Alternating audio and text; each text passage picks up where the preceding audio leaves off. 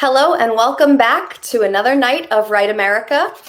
This literary series is spearheaded by none other than author Roger Rosenblatt in an effort to bridge the great divide in our country through readings and conversations from award-winning, nationally renowned authors and new and emerging writers.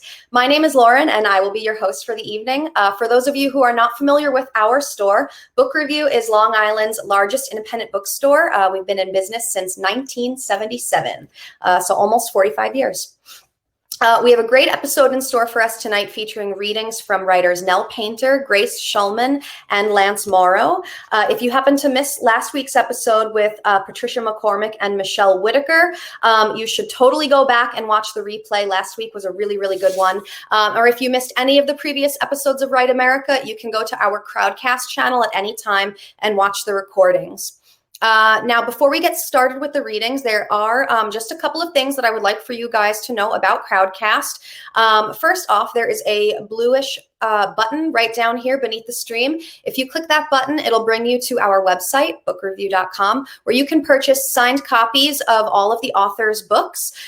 There is also a button down here that says Ask a Question. If you have a question that pops into your head during any of the readings, you can just click Ask a Question and drop it there, and we will get to it at the end of the event. And then there is the chat bar. So you can see there's a couple of comments there. Feel free to comment about the readings, drop your emoji applause in there. We would love to hear from you. So that being said, we're going to get started. Our first reader tonight is Nell Painter. Nell is a leading historian of the United States and is currently the Edwards Professor of American History at Princeton University. As a scholar, Nell has published numerous books, articles, reviews, and other essays, including her most recent book, The History of White People. She has served on numerous editorial boards and professional organizations, including the American Historical Association, the Organization of American Historians, the American Antiquarian Society, the Association for the Study of Afro-American Literature and History, and the Association of Black Women Historians. She is currently a counselor of the prestigious Society of American Historians. Please welcome Nell Painter. Hi, Nell. Thanks so much. It's really good to be with you. I've been looking forward to this. I've enjoyed the earlier conversations. Hope to do my part here. I'm going to be brief in my reading. I want to start with just the prologue of what is really my most recent book, which is called Old in Art School, because it's a memoir about being old in art school. And it's called You'll Never Be an Artist. I should explain that I was a graduate student at the Rhode Island School of Design. I worked on and actually got an MFA in painting at RISD. So this takes place in the Rhode Island School of Design. The world of the Rhode Island School of Design and the world of my former academic life rarely overlapped. But some people, like my printmaking teacher, Rhonda, inhabited both realms and didn't pretend my book didn't exist. Chatting with her in Benson Hall one day after our printmaking class, I seized a rare opportunity in art school to brag about my writing. To wit, my Sunday morning's wonder of wonders, my book reviewed on the front page of the New York Times Book Review. The New York Times Book Review. Front page review. Oh, la la la la. Rhonda recognized this as every writer's dream, a once-in-a-lifetime and true-to-life coup. She ran me downstairs to share my miracle with her teacher colleague, Sharon. Passing the printmaking office on our way to Sharon, we ran into teacher Henry, standing outside the doorway of his faculty office. A distraction from wonder, the reminder of a beat. Teacher Henry had given me an A-, bad graduate student grade, and called me dogged, a put down, not an appreciation of persistence. recognizing an insult I had called him out over dogged. Henry's malevolent magnetic field pulled me off course. Instead of rejoicing over my amazing good fortune with Sharon and Randa, I resumed my fight with Henry. This was stupid of me, now I know, even though I was right and he was wrong. Henry did not back down, he doubled down. He insisted that he had to say what he believed, what he knew to be true. You may show your work. You may have a gallery. You may sell your work. You may have collectors, but you will never be an artist. Why not? Because I lacked an essential component, some ineffable inner quality necessary to truly be an artist. I recognized Henry's logic of being as complete, unalloyed bullshit. I said, Henry, that's bullshit. So that's the beginning of Old in Art School. Now, the book I was talking about was The History of White People. That was 2010. Let's skip ahead a decade. I want to read you and show you, with Lauren's help, a little image and a few words. This came out in number 7 of the Husak Institute. Lauren is showing you page 1, and I will explain. Last year of 2020 was once in a lifetime for me, probably for you too, though you'll probably be around in this world longer than I. Such upheaval, so much death and suffering. And in the nationwide, worldwide demonstrations against racist violence and white supremacy, for me, hope. All of this piled up together over the course of the year, and it changed my art. Some of it became more political and talky, as in American Whiteness Since Trump, which I made in February and March, and which you can find on my website. And From Slavery to Freedom, which you can also find on my website, which I made in June. Even with the hopefulness, I was so exhausted by the end of 2020, my art came out in a new way, still with drawings, still with text, but newly confessional. Next page, please, Lauren. This piece is called I Knit Socks for Adrian, and it's the most personally declarative piece of art I have ever made. More personal even than self-portraits, and I make a lot of self-portraits, precisely because it is personally declarative in words that wrench the artist Nell Painter out of the closet as a knitter. For a long time, I stayed closeted as a knitter. I thought, let you see me as an artist, as a historian, as an artist who uses history, not let you see me as a knitter, a craftswoman, an old lady sitting around with her needles and yarn. That mental image wasn't one I had been able to expose. Page 3, please.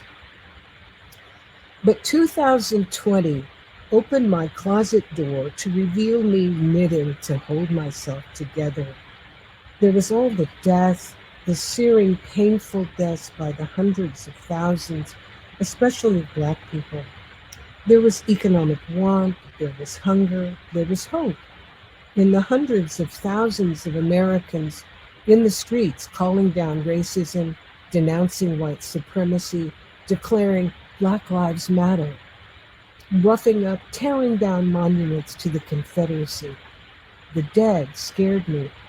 The demonstrators made me feel safer in the USA than ever before.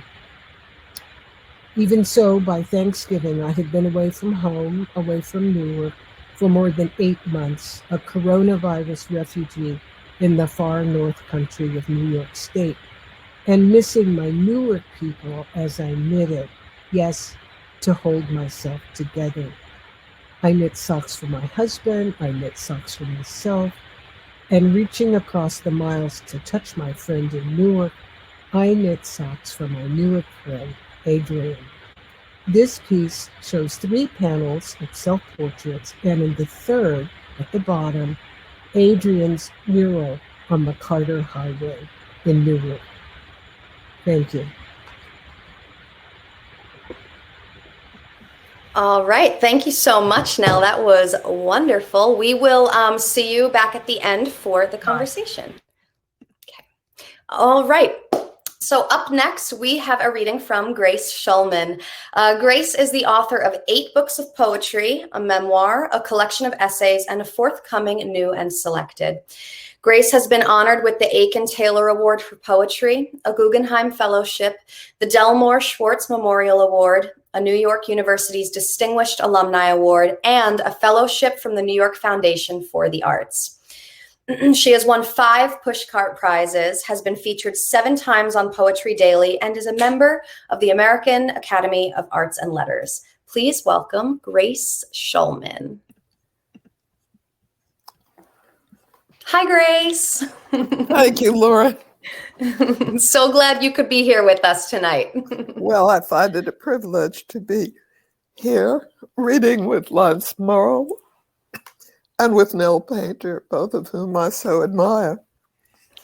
If the 3 of us have anything in common, it's not subject or even genre, but the desire to have our lines and sentences fly out from our pens to reach and to move others.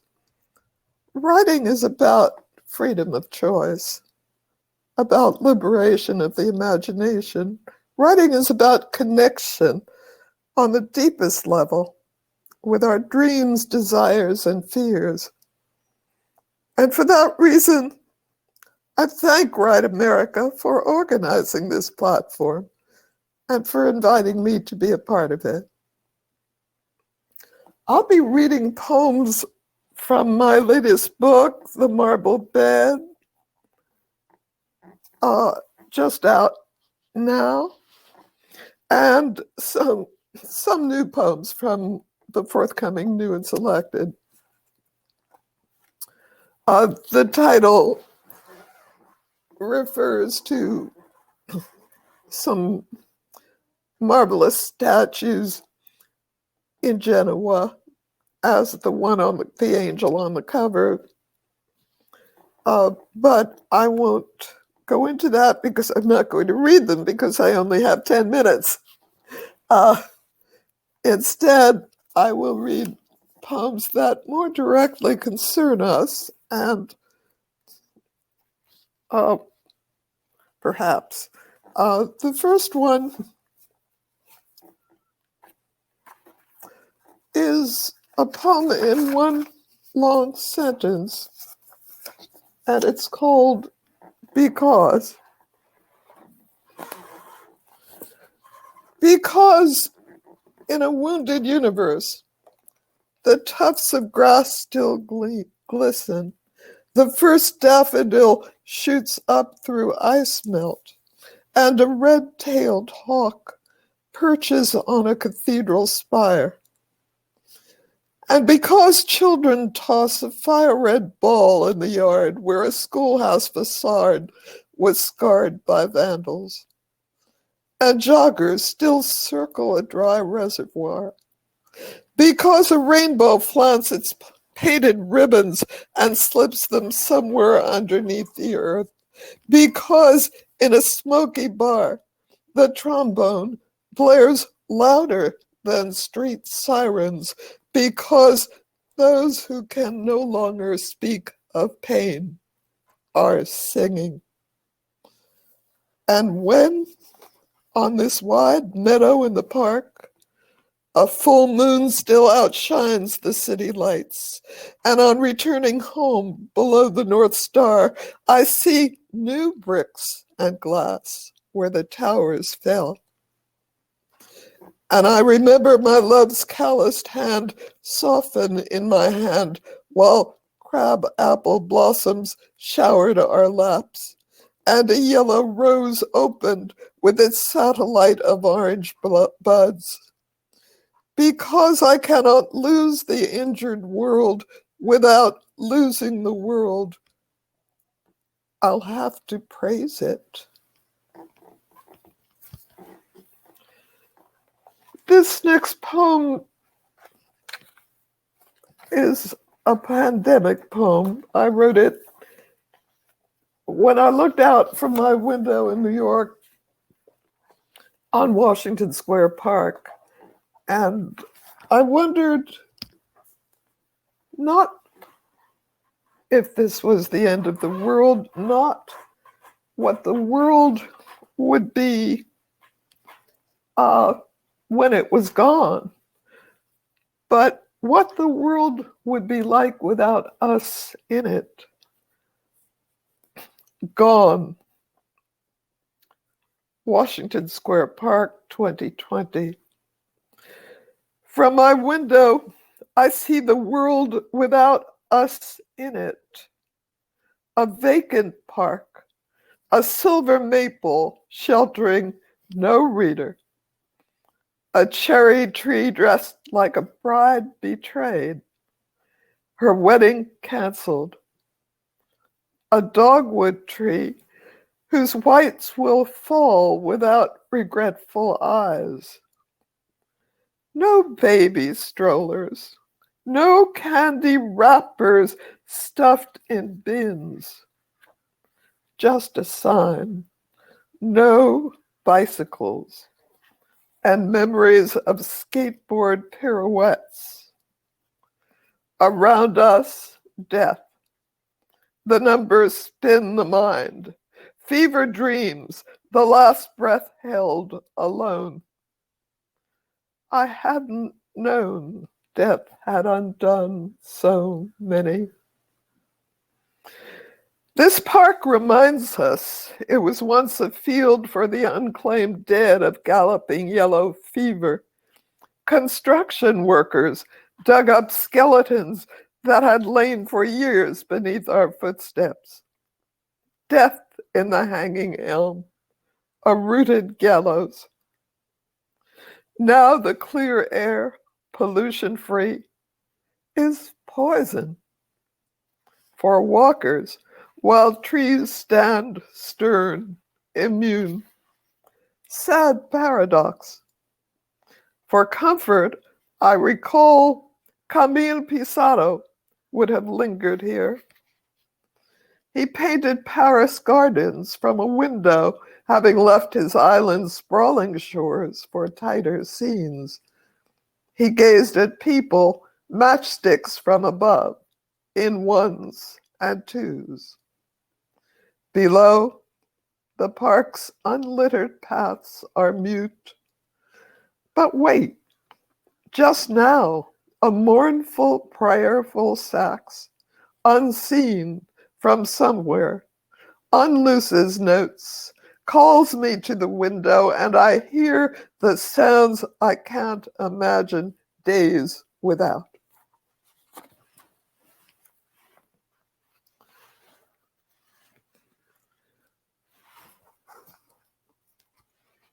This next poem is called Image Worship.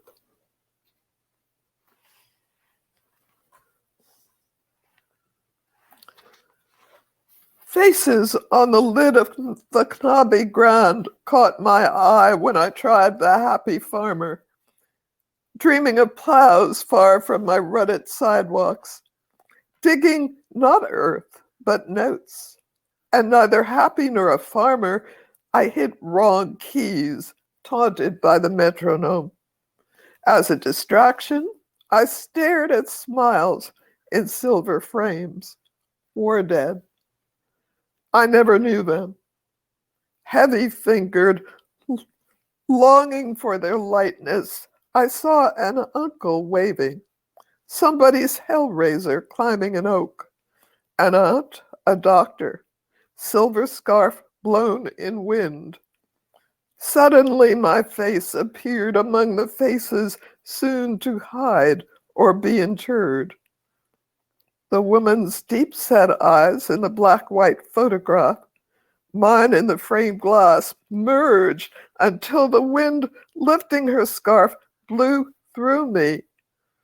Now, when I stir to brighter images, a yellow coat, a fawn's sleek arabesque, I think of photographs and of Aeneas, who in a strange city, stunned by a shrine with pictures of his own city's destruction, broken statues, fires, the dead, cried out, Sunt lacrimae rerum.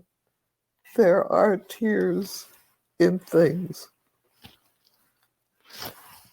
I think that's all the time I have. Thank you very much. Thank you, Grace. That was fantastic. So we'll see you a little later for the conversation, okay? All right. Okay, so waiting very patiently is our third reader tonight, Mr. Lance Morrow. Lance is an American essayist whose op-ed articles appear regularly in the Wall Street Journal. He is the Henry Grunwald Senior Fellow at the Ethics and Public Policy Center in Washington. His essays and book reviews appear in City Journal, the New York Times, and other publications, and for many years he was an essayist for Time magazine. He is a winner of the National Magazine Award and author of 8 books. Please welcome Lance Morrow. Why can't I turn his computer? Hold on one second. Lance, are you there? I am here. I don't know why your camera isn't turning on. Can you try to hover over your screen and toggle your video on? Toggle my video? Yeah, do you see if you hover over your face, your screen? I'm sorry. There's if you your cursor, your mouse. Yeah. If you hover it over your screen where your face is, do you see a little bar pop up and there's like a little camera looking thing? Like a video camera? I'm afraid I don't. Okay. Let me hold on one second. Let me try. I'm going to close out your video and invite you back on. Okay, Lance? Sure. Okay, hang on. All right. Well, we have a little tech thing going on here, but let's see what we can do. Okay. Sorry about this, folks. Let's see if we can get Lance back on here. Oh, there we go. Oh, there I am. Okay. All right. Well, okay. welcome. Well done. Well done. Okay. Well, Lauren, thank you very much. And I'm really delighted to be here, and especially in such distinguished company. I think this is a terrific series, and I applaud you for hosting it, and Roger Rosenblatt, who's an old friend of mine from many years, for having conceived it and put it together. Tonight, I'm going to read an essay about the essay. I've been writing essays for many, many years. Last fall, I published a book called God and Mammon, Chronicles of American Money. And a few weeks ago, they asked me on that online magazine called Airmail that Graydon Carter does, if I would write a piece explaining what the book was about, or how I happened to write it.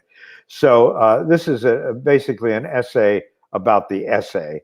God and Mammon, Chronicles of American Money, is a long essay published as a short book.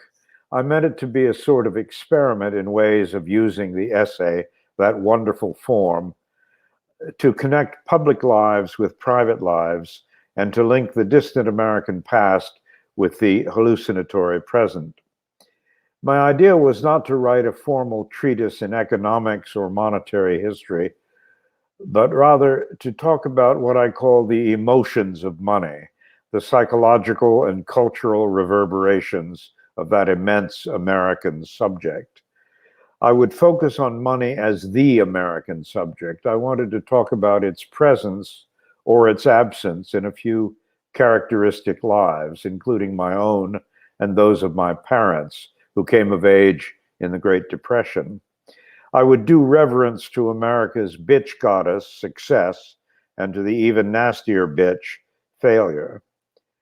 Every personal essay has its proper form and tone of voice, a particular way of proceeding. An essay may take almost any shape. Each of Shakespeare's soliloquies is a tightly reasoned essay. If the writing is any good, if it's alive, then the thing is as it ought to be. The essay is an elegant, tolerant form capable of assuming almost any shape, whatever shape seems natural, on a case-by-case basis. The test is whether it works. Planning the book, I thought about John and Moses Brown of the founding family of Providence, Rhode Island, for whom Brown University is named. John, a financier active in the slave trade, and his brother Moses, a leading colonial abolitionist. Each was more or less the other's evil twin, although they remained on cordial, even loving terms. I wanted to consider Thomas Jefferson and Sally Hemmings from the money angle. He died broke, and his family had to sell off Monticello in order to pay his debts. Sally Hemmings lived out her life, by the way, quietly as a freedwoman in Charlottesville. Ulysses Grant lost everything when his son, to whom he entrusted his money, got fleeced by a Madoff-style crook. In the final stage of his life, dying of throat cancer, Grant sat down in great pain and wrote his personal memoirs, one of the great works of military history and also a great work of American literature, in order to earn the money to support his family after he was gone. My idea was to range freely and selectively over American history. For example, comparing Hetty Green, the 19th century witch of Wall Street, as she was called, who was so cheap that she worked at a desk in the lobby of a bank in order to save rent money, to Oprah Winfrey. The two women accumulated equivalent fortunes of some $4 billion. And I meant to say a few words about Donald Trump. As I started to write, sitting in my farmhouse on a dirt road in upstate New York, the pandemic set in.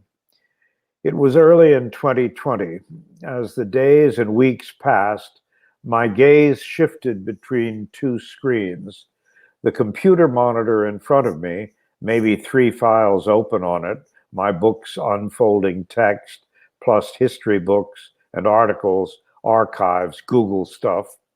And to my right, on the wall across the room, a flat screen television tuned to cable news, muted but all day long, acting out a range of vivid emotions, including via the Tao, my emotions of money, rising or plunging in urgent, silent hysterics over the virus and Trump and Wuhan, and pretty soon, the shutdown of the world. As I proceeded with the writing of the book, I began to include intrusions from the real world unfolding on the agitated television screen. I felt as if I were combining the literary or historical essay with reality TV. God and Mammon began to proceed on two axes, the horizontal and the vertical. The vertical axis reached back into American history and personal memory, while the horizontal axis registered events of 2020, presently the death and funeral of George Floyd and the subsequent eruptions, as they advanced along the line of present time, what a theologian would call the ongoing creation, the creatio continua. I tied Minneapolis in 2020 to Atlanta in 1906, to the race riots there and the iconic ideological schism between Booker T. Washington and W.E.B. Du Bois. I wanted to present money in paired dimensions, past and present, public and private. Take the story of Jefferson and Hemmings, an intimate, foundational, half-concealed bit of the country's history, as a prototype with undertones tender and sinister and obscurely moving, and ultimately rather difficult to, I think, for the 21st century mind to grasp. I tossed in an account of the night my mother, I'm sorry, I brought my own parents into the story, gifted and endearing waifs making their way in the harsh weather of the 1930s. I tossed in an account of the night my mother got drunk with Representative Richard Nixon at a political dinner in Washington and told him to get out of politics because he didn't like people. Poor Nixon got angry, and next morning he called my father and said, "Hugh, can't you control your wife?" My definition of the personal essay is this: the record of the adventures of an idea in the mind of the writer. In one of his letters, Saul Bellow wrote that the writer's mind wants to hop a freight and ride an idea as far as it will take him. The next essay I want to read is one that I did a couple of years ago on the 50th anniversary of the moon landing. At the instant the full moon appeared, the coyotes that den among rocks on a neighboring farm began to howl and sing. Clouds gathered in the darkening southern sky, and the moon climbed up among them. The clouds moving as slowly and imperceptibly as the moon, and coalescing, I noticed, in the shape of a crocodile. The moon's light cast a nacreous luster like the light you see on the inside of oyster shells. Moonrise, the most elegant ceremony in the heavens, is the monthly ancient dream. Here I am, the moon announces, the expected one. The coyotes went silent after their first outburst. Fireflies blinked in the humid summer night. Mosquitoes came to us out of the dark to claim their drop of blood. Then the clouds cleared away except for the crocodile's head, and the full moon with impassive serenity ascended like a communion wafer into the crocodile's jaws. The moon for eons was a distant mystic object. It was the force that caused the tides to surge and heave, and the earth to bulge like a child's iridescent soap bubble drawn swiftly through the air. It was the mysterious presence that caused lunatics in psychiatric wards, the moon mad, to grow crazier so that nurses worked double shifts. The moon was Earth's calendar and measured out months as history cycled along through time. Time is in part the moon's invention. Its enigmatic brilliance and regularity called forth a pagan reverence. The moon was primordial and mysterious, intimate to women's physiology and their life force. It became a romantic and a sentimental totem, the objective correlative of love. But after men landed on the moon 50 years ago, the metaphysics seemed to change.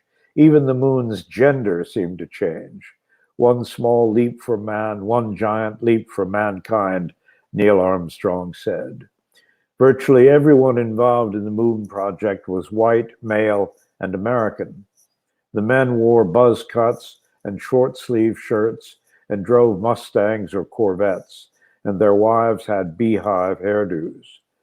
The moon that had earlier been poetic and mystic and religious entered into a different dimension altogether. Today, interest in the moon may be mostly commercial and military. In his inaugural address, JFK promised to go anywhere, pay any price. Anywhere included the moon. The new frontier had a new frontier. Americans called their rockets Apollo after the Greek god of such good things as healing and poetry and sun and light and knowledge. The war in Vietnam, pursued simultaneously, was the dark side, a sort of anti-moonshot, unclean, unheroic, and unvirtuous, a descent into humiliation and quagmire. America would lose in Vietnam. It was some consolation to have the countervailing victory in space. The moon mission was a final manifestation, it may be, of an American consensus that had prevailed from Pearl Harbor to Hiroshima and made possible the winning of World War II, which was called the Good War. The moon program was driven by that moment's cultural self-confidence, which is now vanished. And finally, I'd like to read a very short piece that I wrote as the epigraph to my book called God and Mammon. It was published last fall. And it goes as follows. There swims in the American mind, in depths where sunlight barely penetrates, a fish seldom seen in the 21st century. This is the sense of sin. It is a prehistoric creature like the coelacanth, all but extinct. Once, long ago, the scales of the fish were golden. Now they are dull and obscure, like sunken Spanish bullion, mossed over by centuries in the deep green sea. The coelacanth of sin is not alone. It swims in the mind with a twin, a shadow, and that consort is a sweeter, sadder thing, a sort of longing. So that's where I'll stop. And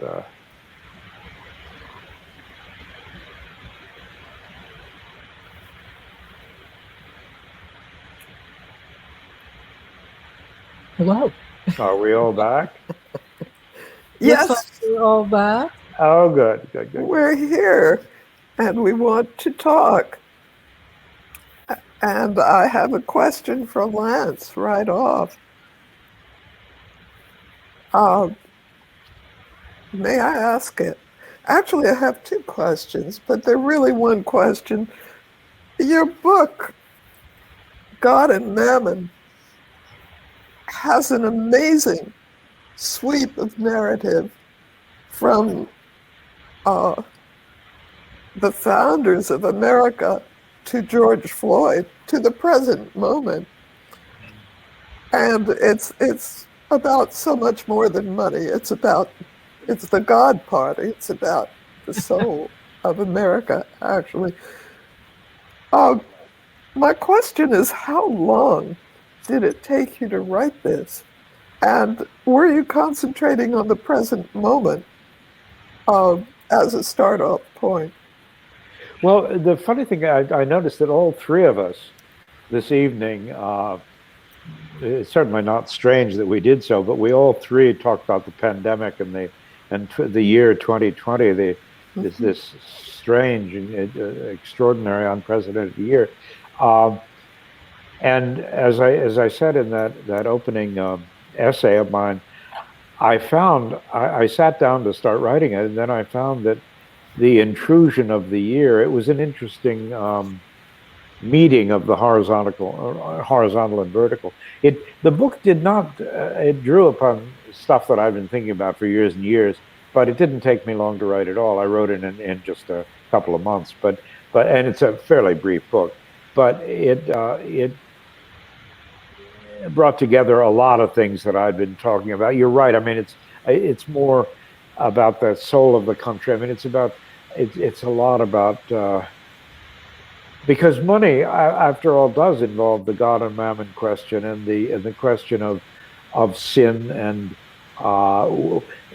the question that's always haunted America is, how do you reconcile American power with virtue? How can Americans be virtuous? And no matter how unvirtuous Americans may often be, they nevertheless want to be virtuous, want to think of themselves as virtuous, and so there's this constant attempt to process what it means. The very self-conscious people. So anyway, that it's something. It drew together things I've been talking about for quite a while. But it was actually fun to write because money's an interesting subject. It's a weird subject. It's a very weird subject. It's a very it's a solid thing. It's real and precise in so many ways, and yet it's totally fly away and intangible and insubstantial, and it can vanish in a second, as everyone knows. And so it's got all these paradoxical qualities, which I found very interesting, and I loved playing with the almost theological or metaphysical questions that arose from this very worldly, materialistic subject. So it was. Your poems are wonderful, by the way, Grace. I just absolutely love your poems, and the Marble Bed is particularly wonderful. But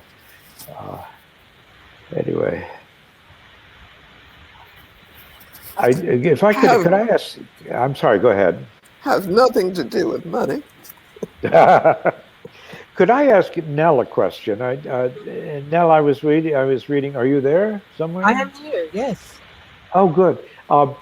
I was struck by a passage fairly early in your book where you were at the Mason Gross School at Rutgers, and you would tack a piece of paper on the wall, and you would painstakingly do a sketch. Oh, yes. And having painstakingly done the sketch, you'd rub it out, and then you would do another sketch painstakingly, and so on. Do the best you could. Then you'd rub it out, and then you'd do the same thing again and again. And what struck me was, your book seems to me it's about learning. It's about how one learns and what the dynamics of it are. But it seemed to me it's so much like writing, in that the rookie mistake that writers make, the thing that it has to be gotten over, is once they get the sentence down or a paragraph down, they think you almost can't quite touch it because it's there and they've done it and it's as it ought to be. Whereas, just as with your sketches, that's only the beginning, and you have to rub it out. You have to do it again and again and again, and the sentence is infinitely changeable. And as you do that, as you make changes and rub things out, then doors and windows seem to open all over the sentence or the passage, and you see things you hadn't seen before. And that's the way you develop the art, and that's the way you develop the thought and turn it into something infinitely better than what you had started with. And I was just struck by that point in your lovely book. Experience was actually at the New York Studio School. I'm sorry. Say again. Can you hear me okay? That was at the New York Studio School. Oh, was it? I beg your pardon. Yeah, I thought it was the Mason. It was before Mason Gross. It was the drawing and painting marathon, and I was just trying to figure out if I wanted to do this, if I could do this. Could I stand up and draw and paint in an unair-conditioned studio in June for 9 hours a day? And the answer was yes. Now, the process you're talking about is very familiar to me as a writer. I was never attached to my own language. I think probably all three of us are people who revise infinitely and who read aloud, because all of us, Grace is the real poet, but all of us are attached to to the language, to the writing, the language as well as to the meaning. So I was used to that in writing, but I was not used to that. To me, as I was just starting out, just the act of making a mark on paper took so much that it seemed virtually impossible to do it again and do it again. So the lesson there was not to get attached to that image. And that was a profoundly freeing lesson for me. And it was a lesson in terms of my art education. And so I learned to rub out what I had made in imagery. And that led me also to drawing over it, to cutting it out, to reusing it, to just an infinity of new ways of making images, of making marks. Mm-hmm. Yeah. I suspect that you do something like that, Grace, as you're putting together your exquisite poems. Oh, thank you. Yes, they depend so very much on imagery, and I think the image comes first with me. I see an image and everything else comes into play. Understanding and sometimes it begins with hearing a line, but more often with the image. Usually it's an image I simply don't understand at all. Do you begin with the image and then proceed, or do you begin with the thought you're looking in it for an image to express, if that makes sense? No, I almost never think. No, I don't. I begin with absolute ignorance. That is, I don't know. I don't know anything. I think my master in this sense is Chekhov, who, reading Chekhov, I feel that I simply don't know anything at all. I'm open to possibility. Yeah. And the image is something I simply don't understand, but I'm so moved by it and so struck by it that I can't sleep or do anything else until I've worked it out poetically. Almost never think. I almost never get an idea because I don't know anything. You're not. I write to understand much more than I do. Yeah. People sometimes ask me if I start my artwork with a sense of where I'm going, and I don't.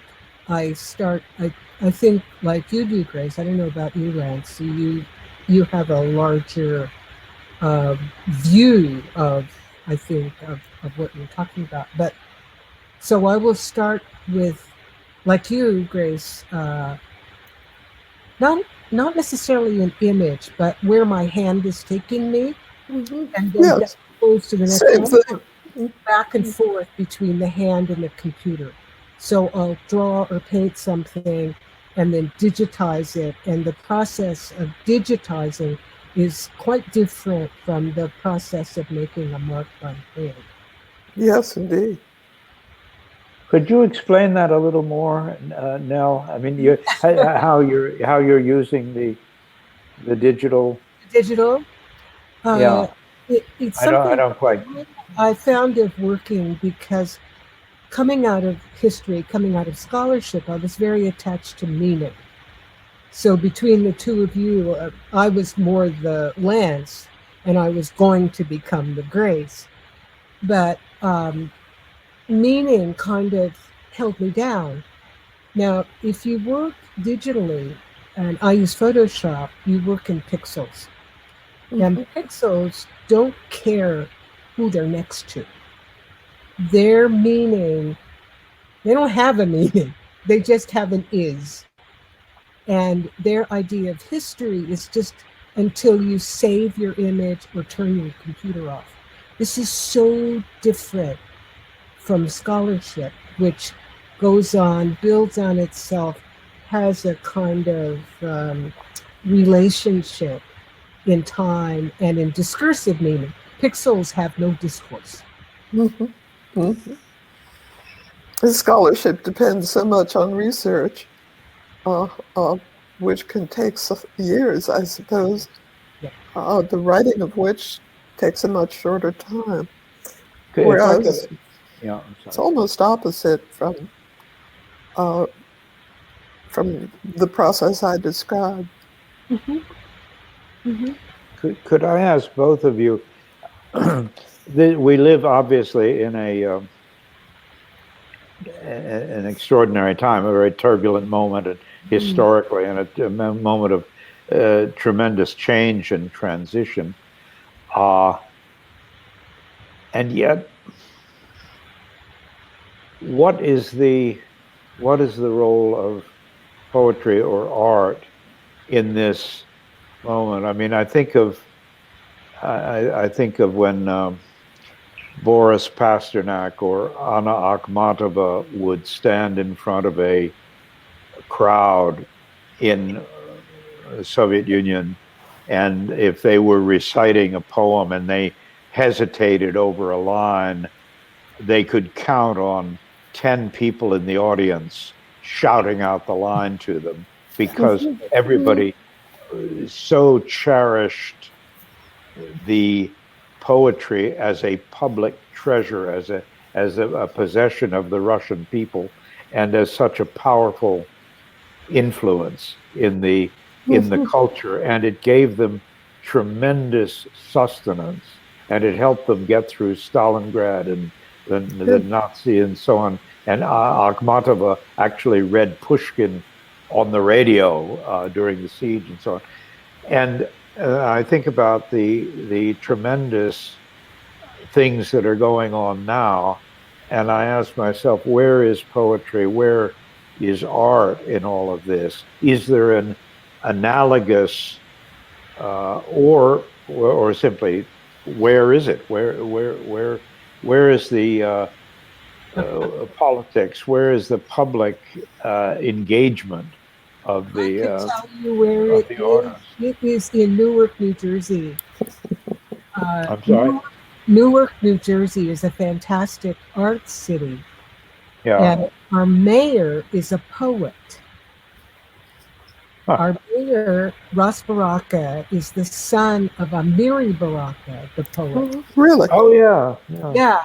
And so the arts are central to our city. I shouldn't say our city government, but certainly to the spirit of the city. And during the upheaval of last year, I was actually stunned, shocked, gratified by the outpouring of visual art on the Clyde in front of businesses and boarded up businesses, people drawing in the street, huge Black Lives Matter banners that became works of art, even the destruction and the images coming out of the destruction of Confederates.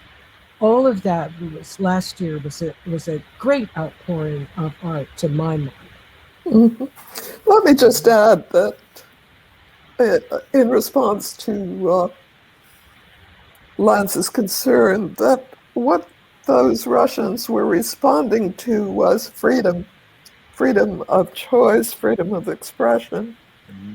Autocrats hate freedom of choice. They prefer the nice poem or the nice essay or the nice painting that has nothing to do with art, really.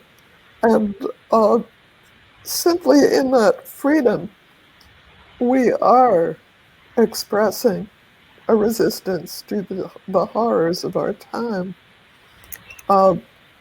And my second answer would be that horrible as the times are, the birds still sing. And I read in my poem that I read, there's a line, the trumpet blares louder than street traffic. The art is still there, nature is still there. and the freedom to express these things Yeah. is precious. It's precious. Yeah. It's ours. It's there. Yeah. Hi, everybody. I hate to cut you all off, but we are rounding 8 o'clock and we have a question here for you. So this one is from Lori Jones. She asks, I guess this could be for all three of you, or if one person wants to take it, that's cool too. I would like to know your thoughts on equality and how we can use the current climate to invite students to think and act as leaders for change. I think that the current moment reaches out already. So as long as students are engaged in learning about what is going on, that is the beginning. And young people, I read about young people in Massachusetts, for instance, who were mobilizing. If we are not going to lose our time, if we are going to tip back into anti-democracy, disfranchisement, white supremacy, racism, it could go that way. But if it doesn't, it's going to have to change from the bottom up. And that's students, that's young people. The system. Yeah. Systemic inequality is what we're suffering from. It has to change the whole system. And I think we three writers here, we are old people, and we are not going to be the people who make a big difference. We can make a difference by giving money, we can make a difference by speaking up, but it's people who are rooted in this time who will make the difference, make the really big difference. I don't know, maybe Lance, maybe Grace, you're ready to run for the school board. I am afraid for me that time is past. And then I have a question. I always like to ask everybody this because I get such interesting answers.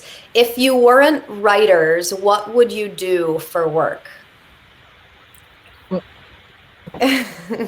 Grace, you want to start? or Nell? I draw. You draw. There you go. I can't do anything else. I tried. You try. Lance, any hidden talents? I have many hidden talents, but no, I agree with Grace. I once did an essay about alternative careers, like Richard Nixon always wanted to be a sports writer. You know, and he regretted that he hadn't become a sports writer, and a lot of people regretted he didn't become a sports writer. But no, I've always my parents were both writers, and I've always wanted to be a writer, and I can't quite imagine myself doing anything else. So that's my answer. It's in your blood. you'd ask Nell, who went and did something totally different, which is interesting. Yeah.